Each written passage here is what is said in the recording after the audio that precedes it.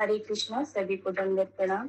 शनिवार को हम लोग ने सुना था कि महाप्रभु शुक्लांबर ब्रह्मचारी के घर पहुंचे और उनसे कहा कि मेरा मन तुम्हारे हाथ से बना हुआ भोजन करने का हो रहा है। तो शुक्लांबर प्रभु पंडित ने महाप्रभु के लिए सुंदर सा भोजन बनाया। फिर इसके बाद हम लोग ने सुना कि महाप्रभु का मन अब संन्यास लेने के लिए हो रहा है। तो उन्होंने नित्यानंद प्रभु का हाथ पकड़ के उनको एक एकांत स्थान में ले गए और नित्यानंद प्रभु से अपने हृदय की बात कही कि मैं अब संन्यास लेने का मैंने विचार बना लिया है। इसको सुनकर नित्यानंद प्रभु ने कहा, हे प्रभु, आप पूर्ण स्वतंत्र हैं और आपकी इच्छा को रोकने का सामर्थ्य भला किसमें है? कौन आपकी इच्छा के विरुद्ध कार्य कर सकता है? लेकिन नित्यानंद प्रभु को इस बात का ज्यादा तकलीफ था कि सची माता का विचार करके नित्यानंद प्रभु का हृदय फटने लगा।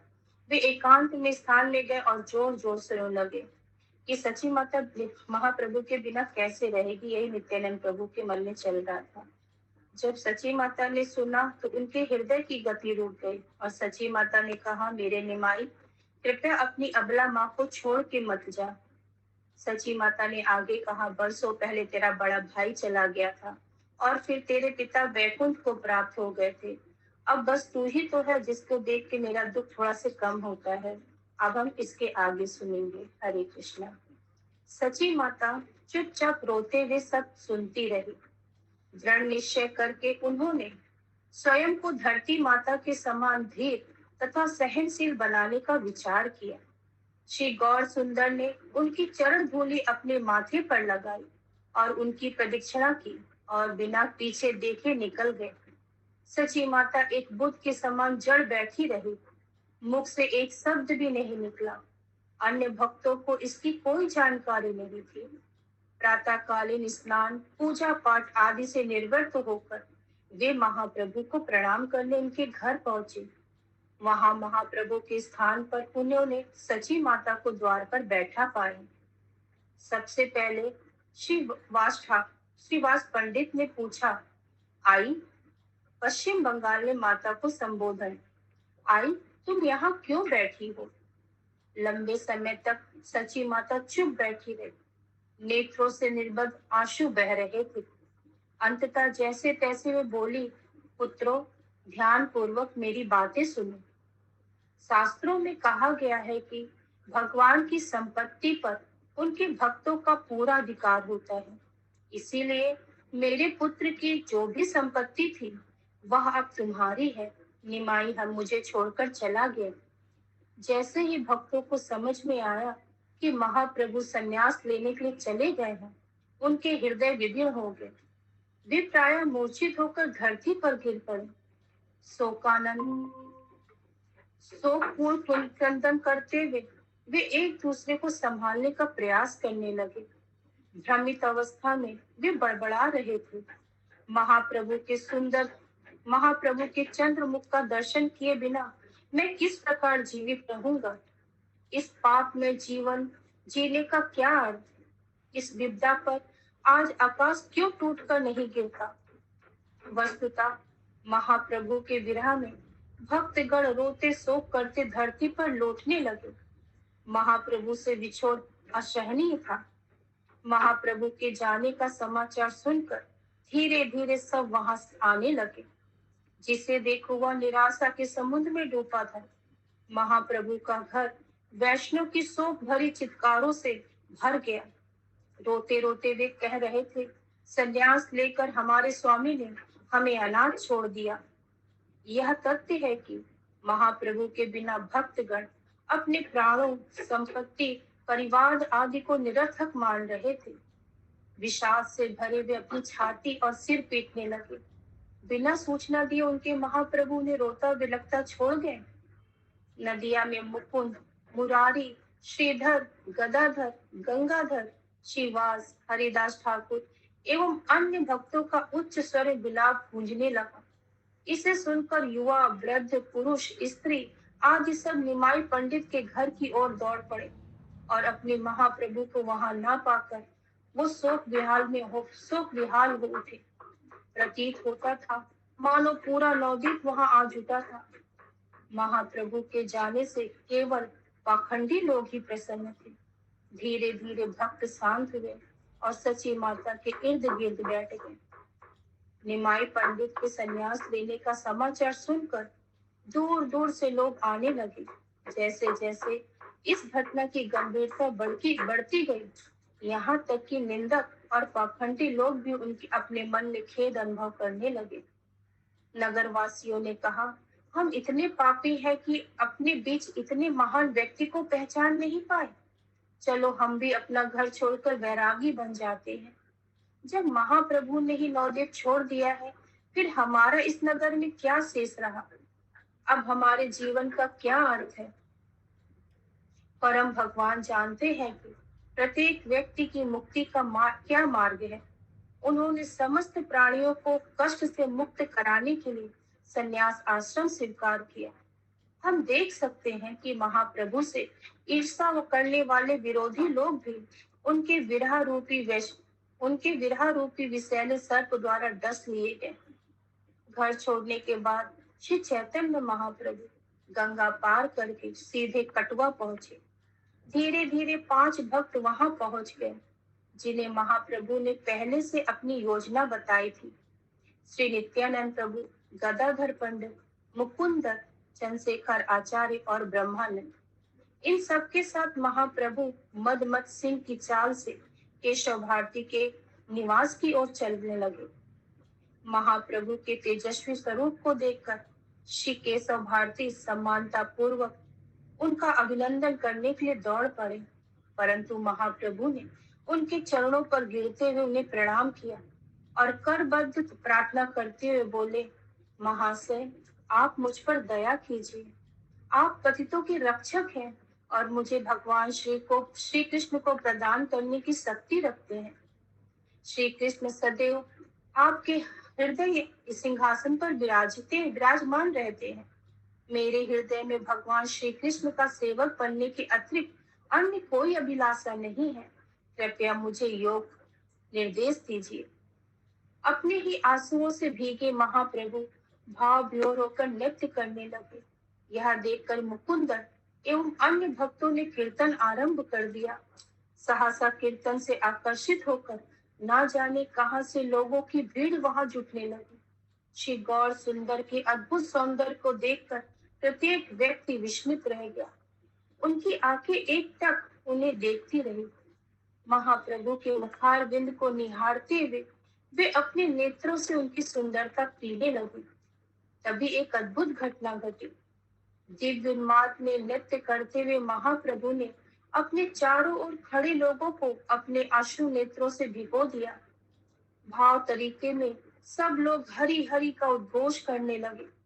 महाप्रभु की देह में समस्त अलौकिक लक्षण प्रकट हो रहे थे और जब वे डंडे की भांति धरती पर गिरते तो उन्हें हुई पीड़ा का अनुमान लगाकर लोगों का हृदय विद्म हो जाते। तभी अत्यधिक नम्रता के भाव में महाप्रभु ने अपने मुख में तिनका लिया और वहां उपस्थित प्रत्येक व्यक्ति के पास जाकर श्री कृष्ण भक्ति की भिक्षा मांगने लगे। अब तक वहां आए लोगों को महाप्रभु द्वारा संन्यास लेने की जानकारी मिल चुकी थी। उनकी इस नम्रता को देखकर सब प्रभावित हो गए। मन ही मन स्त्रियां सोचने लगी, इनकी माता की इनके बिना कैसे जीवित रहेगी। निमाई के साथ पिछली रात में उसे कितना कष्ट हुआ होगा, भला इसका अनुमान कौन लगा सकता है। वह सौभाग्यवती स्त्री कौन थी जिसे ऐसा पति मिला, परंतु बाद में वह उनके संग से वंचित हो गई। यह उसका कौन सा दुर्भाग्य था जिसके कारण विधाता ने उसके साथ ऐसा व्यवहार किया।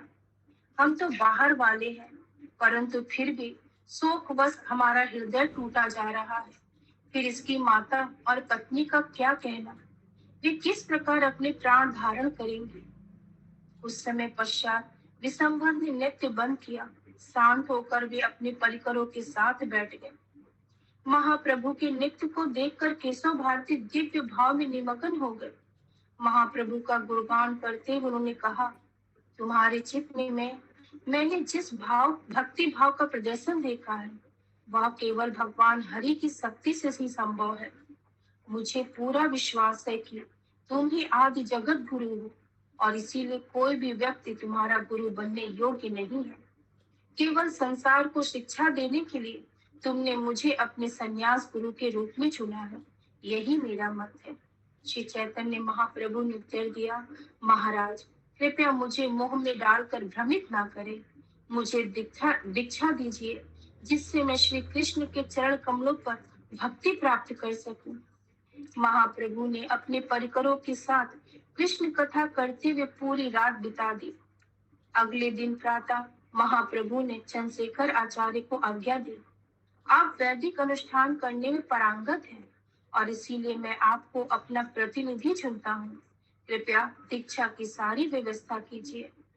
श्री चंद्रशेखर तुरंत जुट गए और उस समय अनेक विलक्षण घटनाएं होने लगी। आसपास के गांवों से लोग बिना कहे विशाल मात्रा में दूध, दही, घी, विभिन्न धान, पान, चंदन, फूल, यज्ञोपवी, नाना प्रकार के वस्त्र इत्यादि वस्तुएं लाकर उन्हें देने लगे। पूरा वातावरण उत्साह तथा एक हरि नाम की उच्च ध्वनि से भरा था। वस्तुतः हरि नाम के अतिरिक्त किसी को अन्य को सुना ही नहीं पड़ रहा था। महाप्रभु अपनी शिखा सहित सिर मुंडवाने के लिए बैठ गए। बाल कटवाने के लिए जैसे ही नाई महाप्रभु के सम्मुख आया कि उच्च स्वर में विलाप ध्वनि से आकाश गूंज उठा। हाथों में उस्तरा उठाने के स्थान पर नाई दोनों हाथों में सिर रख के जोर से रोने लगा। श्री नित्यानंद प्रभु एवं अन्य भक्त धरती पर लौटते हुए क्रंदन करने लगे। यहाँ तक कि सामान्य लोग भी शोकग्रस्त होकर रो रहे थे। वेश बदलकर आए देवताओं की आंखें भी आंसू से भरी थी।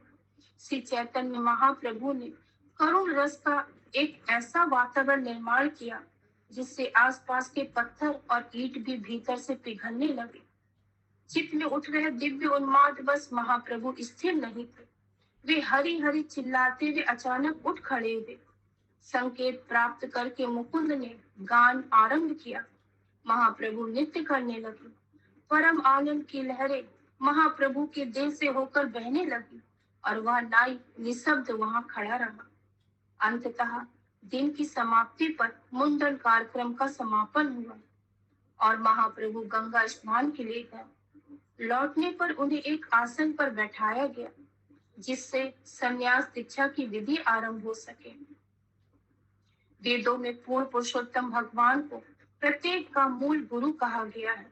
श्री चैतन्य महाप्रभु ने इसका संकेत देते हुए केशव भारती से कहा, कल रात्रि एक महापुरुष मेरे स्वप्न में आए और मेरे कानों में एक संन्यास मंत्र दिया।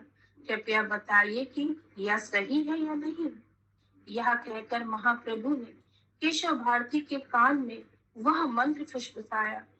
इस युवती से महाप्रभु ने पहले श्री भारती को अपने शिष्य के रूप में दीक्षा दी। आश्चर्यचकित केशव भारती ने कहा, सारे मंत्रों में यह मंत्र अत्यंत प्रभावशाली है। भगवान श्री कृष्ण की कृपा से समस्त रहस्य तुम्हारे हृदय में उजागर हो।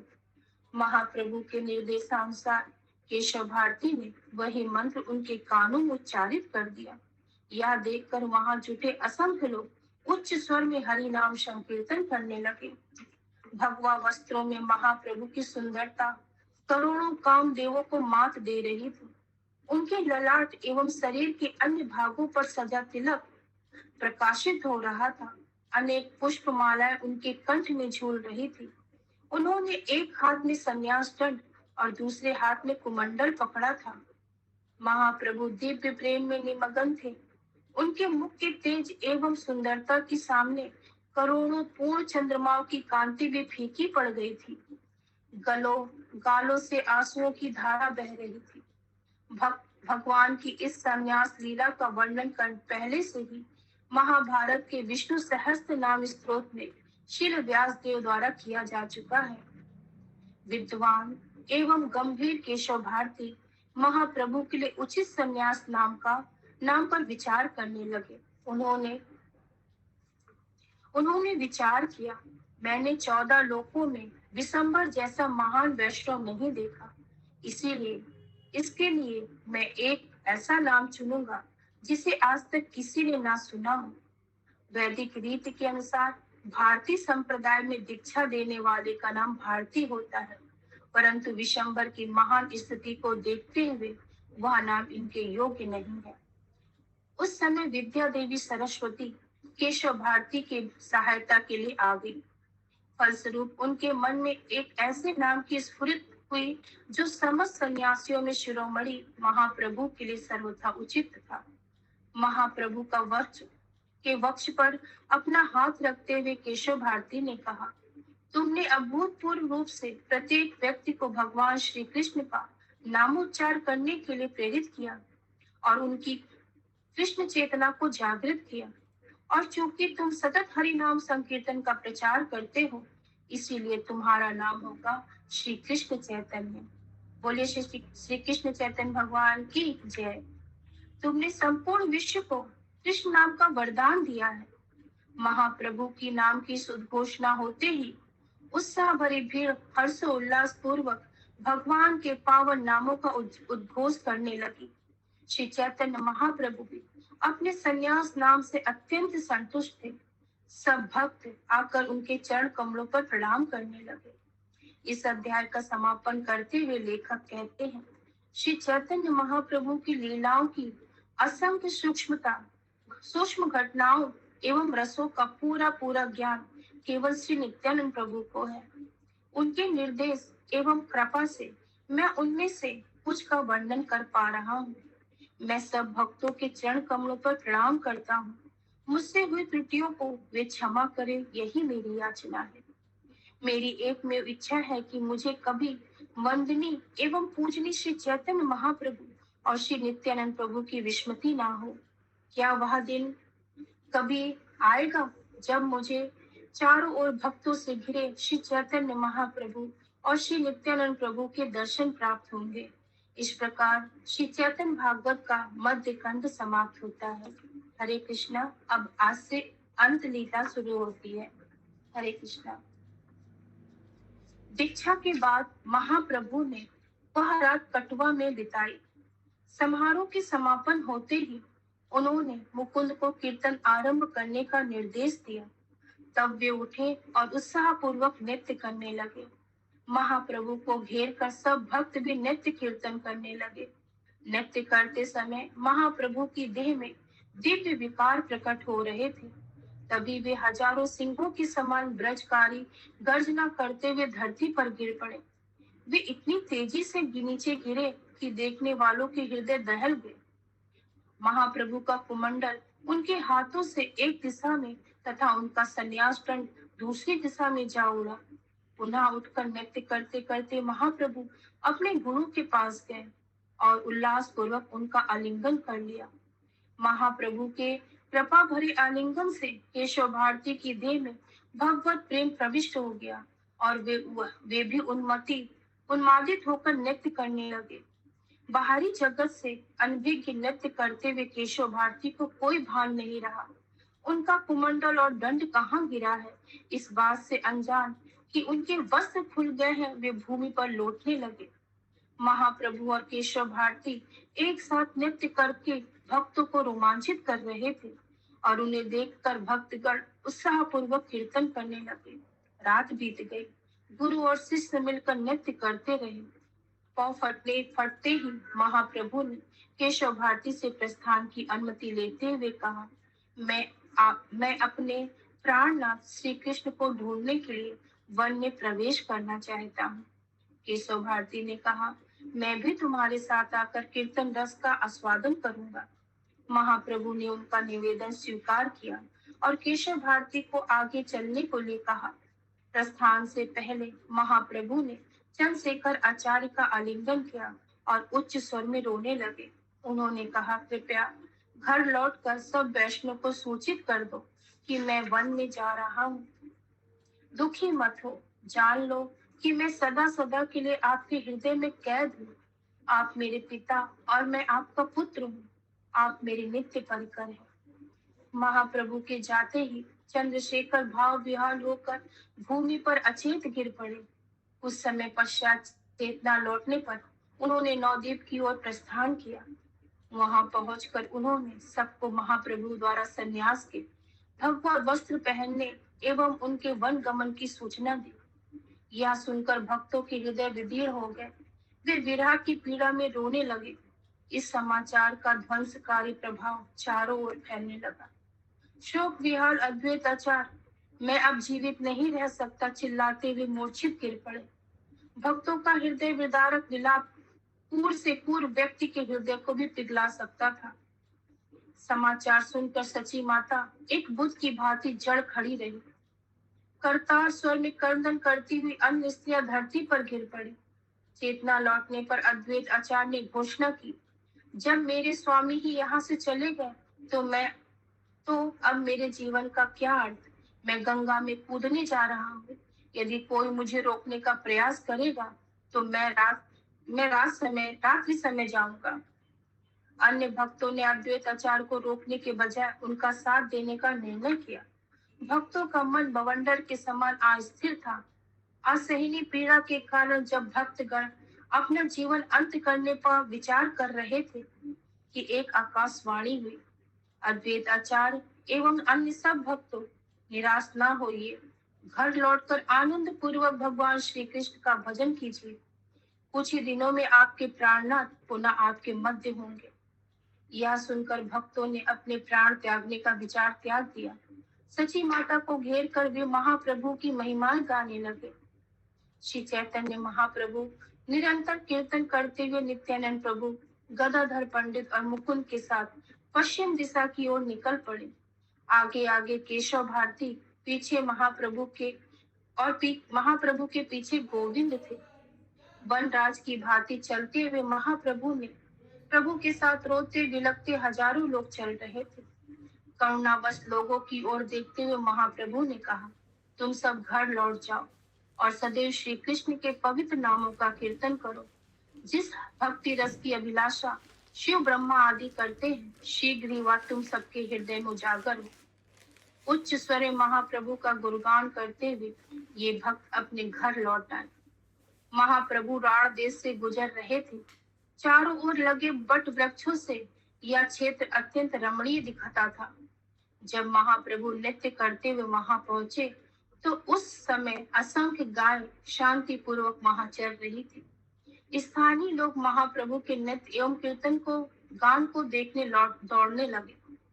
यद्यपि उस क्षेत्र में कभी संकीर्तन नहीं हुआ था और न ही उन लोगों ने कभी किसी शुद्ध भक्त के भगवत प्रेम के ऐसे लक्षण देखे थे, फिर भी वे महाप्रभु को प्रणाम करने लगे। वहां कुछ पतित पापी भी थे जो महाप्रभु को देखकर पूछने लगे, यह सन्यासी इतना क्यों रो रहा है। परंतु ये पतित लोग भी महाप्रभु से प्रभावित हो गए और रोते हुए भूमि पर लोटपोट होने लगे। कुछ ऐसे दुर्भाग्य लोग भी थे जिन्होंने हरि नाम लेने से स्पष्ट मना कर दिया। अंततः संध्या समय महाप्रभु और उनके अनुयायी एक गांव में पहुंचे और एक पुण्यवान ब्राह्मण के घर रात बिताई। महाप्रभु ने भोजन लिया और सोने चले गए। बाकी भक्त उनके इर्द गिर्द लेट गए। सूर्योदय से कुछ घंटे पहले महाप्रभु उठे और बिना किसी से कुछ कहे घर से बाहर निकल गए। प्रातः उठने पर जब भक्तों ने महाप्रभु को नदारद पाया तो पुनः निराशा से अभिभूत होकर विलाप करने लगे। उन्होंने सर्वत्र उनकी खोज की, प्रत्येक गांव वालों से पूछा, परंतु महाप्रभु का कोई सुराग नहीं मिला। अंततः वे प्रमुख मार्ग से हटकर खेतों में ढूंढने लगे। तभी भक्तों को दूर से हे कृष्ण, हे प्राणनाथ की उच्च ध्वनि सुनाई दी। उस ध्वनि का पीछा करते हुए वे उस स्थान पर पहुंचे जहां महाप्रभु भाव विह्वल होकर क्रंदन कर रहे थे। उन्हें देखकर सब भक्त भी रोने लगे। मुकुंद ने कीर्तन आरंभ किया। उनकी मधुर वाणी सुनकर महाप्रभु नृत्य करने लगे। सब भक्त उनके साथ हो लिए और नाचते नाचते वे पश्चिम दिशा की ओर चल पड़े। जब वे वक्रेश्वर नामक स्थान से केवल 8 मील दूर थे, महाप्रभु मुस्कुराए और दिशा बदलकर पूरब की ओर जाने लगे। अंततः अपनी रहस्यमय मुस्कान और दिशा परिवर्तन का उद्देश्य बताते हुए उन्होंने कहा, मैं नीलाचल पुरी जा रहा हूँ, क्योंकि भगवान जगन्नाथ ने मुझे ऐसा करने के लिए कहा है। तुम सब मेरे साथ चलो। महाप्रभु की योजना सुनकर भक्तों ने राहत की सांस ली। प्रतीत हुआ मानो महाप्रभु के राण देश में आने का एकमात्र उद्देश्य वहां के लोगों को पावन करना था। गंगा की ओर जाते समय महाप्रभु ने देखा कि उस स्थान के निवासियों की भक्ति में कोई रुचि नहीं है। कहीं भी श्री कृष्ण का नाम न सुनकर महाप्रभु का चित्त व्यथित हो उठा। श्री चैतन्य महाप्रभु ने कहा, मैं ऐसे स्थान पर क्यों आया जहाँ कोई भी श्री कृष्ण का नाम नहीं लेता। इस अपराध के कारण मुझे अपने प्राण त्याग देने चाहिए। उसी समय युवा ग्वालों का एक समूह गाय चराते वहां से गुजरा। उन उनमें से एक बालक अत्यंत गुणवान था। वह श्री कृष्ण के नामों का उच्चारण कर रहा था। उस छोटे बालक के मुख से हरि नाम सुनकर महाप्रभु प्रसन्न हो उठे। उन्होंने भक्तों से कहा, पिछले कुछ दिनों में हम अनेक गांवों से गुजरे, परंतु कहीं भी हमने भगवान श्री कृष्ण के नामों का कीर्तन नहीं सुना। जरा बताओ कि यह बालक किस प्रकार कीर्तन कर रहा है। हम अभी गंगा से कितनी दूर हैं। भक्तों ने उत्तर दिया, महाप्रभु, लगभग 1 घंटा और लगेगा। सुनते ही महाप्रभु ने कहा, यही गंगा मैया की महानता है। उनके प्रभाव से हमें यहाँ श्री कृष्ण के नाम सुनने को मिला। गंगा से आती वायु ने इस स्थान को पावन कर दिया। इस प्रकार महाप्रभु ने सबके हृदय में गंगा के प्रति सम्मान को बढ़ा दिया। आज गंगा में स्नान करके मैं पूरी तरह शुद्ध हो जाऊंगा। यह कहकर महाप्रभु आगे बढ़ गए। महाप्रभु एक मदमत सिंह की गति लिए शालीनता से चल रहे थे। उनके साथ रहने के लिए भक्तों को दौड़ना पड़ रहा था। सिंह की गति से चलने वाले केवल नित्यानंद प्रभु महाप्रभु के साथ चल पा रहे थे। संध्या होने से पहले वे गंगा तट पर पहुंच गए। दोनों प्रभुओं ने प्रसन्नता पूर्वक जल में प्रवेश किया और अच्छी तरह स्नान करके सुंदर श्लोकों से गंगा मैया की स्तुति करने लगे। शीतल जल पीकर और प्रणाम करके महाप्रभु ने प्रार्थना की, गंगा देवी, आपका जल भगवत प्रेम की अमृत तुल्य है। आपका जल पीने से व्यक्ति को अद्भुत लाभ प्राप्त होता है। आपकी कृपा से व्यक्ति को हरि नाम कीर्तन में रुचि प्राप्त होती है। आपके प्रभाव से आपके निकट रहने वाले जंगली पशु पक्षी उन धनी लोगों से अधिक सौभाग्यशाली बन गए हैं जो आपसे दूर रहते हैं। जीवात्माओं के पाप धोने के लिए ही आपने इस धरा पर अवतरण किया है। जिन भगवान के चरणों से गंगा निकली है, उन्हीं के मुख से निकली अपनी प्रशंसा को सुनकर गंगा देवी लज्जित हो गई। उस रात्रि श्री चैतन्य महाप्रभु और श्री नित्यानंद प्रभु एक पुण्यवान ब्राह्मण के घर ठहरे। अगले दिन शेष भक्त वहां आ पहुंचे। मिलकर वे सब नीलाचल की ओर चल पड़े। महाप्रभु ने नित्यानंद प्रभु से कहा, तुम तुरंत नवद्वीप जाओ। शिवास पंडित एवं अन्य भक्त मेरे विरह में अत्यंत पीड़ित हैं। जाओ, उन्हें थोड़ी सत्तावना दो। मेरा यह संदेश उन्हें सुनाना। नीलाचल जाते समय मैं शांतिपुर स्थित अद्वैत आचार्य के घर ठहरूंगा और तुम सबकी प्रतीक्षा करूंगा। नित्यानंद, तुरंत उन्हें ले आओ। मैं हरिदास ठाकुर से मिलने फुलिया जा रहा हूँ। अपने चारों ओर के परिवेश से अनजान नित्यानंद प्रभु एक मदमत हाथी की भांति चलने लगे। कोई बाधा उन्हें रोक नहीं सकती थी। वे कुछ समय के लिए करदम वृक्ष के नीचे रुके और श्री कृष्ण के समान त्रिभंग मुद्रा में खड़े होकर बांसुरी बजाने लगे। हरे कृष्णा। सभी वैष्णव के चरणों में दंडवत प्रणाम। नमो विष्णुपादाय कृष्ण कृष्णाय भूतले श्रीमती भक्ति वेदांत स्वामी नामिने नमस्ते सरस्वती देवी गौरवाणी प्रचारे विशेष शून्यवादी भाष्यांत देशानि श्री प्रभुपाद की जय।